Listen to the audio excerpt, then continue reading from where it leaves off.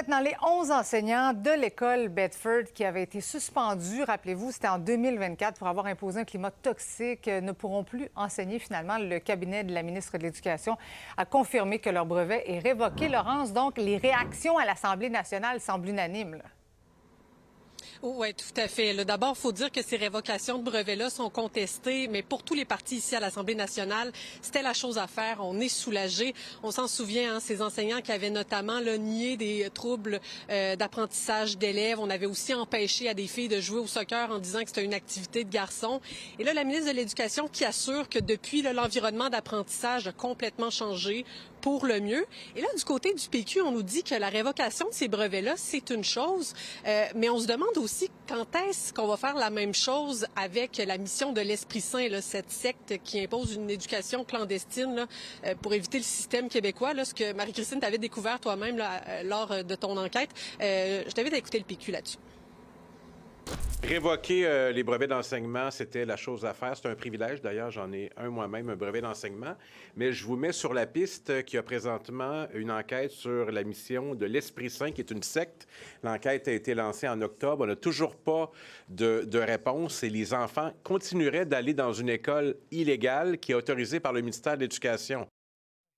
On n'a pas de réponse, Laurence, du ministère de l'Éducation comme tel, mais selon nos sources, le ministère de l'Éducation aurait bel et bien remis son rapport d'enquête au DPCP. On va pouvoir en parler un petit peu plus tard avec la présidente d'Infosect. Dans un autre dossier, Radio-Canada qui a révélé ce matin que le projet de virage numérique du système de justice est présentement sous surveillance parce qu'on parle encore une fois de dépassement de coûts et de retard. Ben oui, pour les partis d'opposition, c'est une énième preuve que le gouvernement de la CAQ n'est pas capable de gérer un grand projet de transition au numérique, là. Qu'on n'a pas appris non plus du fiasco de SACLIC, de la commission Galland. Il y a aussi le dossier santé numérique, là, où plusieurs drapeaux rouges ont été levés là, avant le lancement en fin de semaine. Moi, ce que je vois dans ces trois dossiers, c'est trois des dossiers les plus majeurs, c'est qu'il y a un fil conducteur.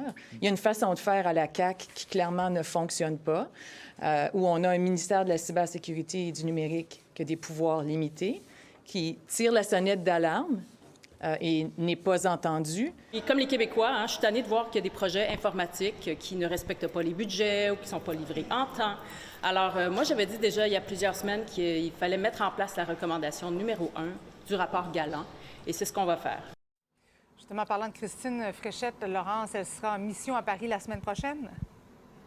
Oui, elle y sera pour 4 jours. On ne sait pas encore qui elle doit rencontrer. Ce qu'on nous dit, c'est que ses objectifs, là, c'est de développer des nouveaux marchés d'exploitation, d'attirer des investissements, de créer plus d'occasions économiques pour le Québec.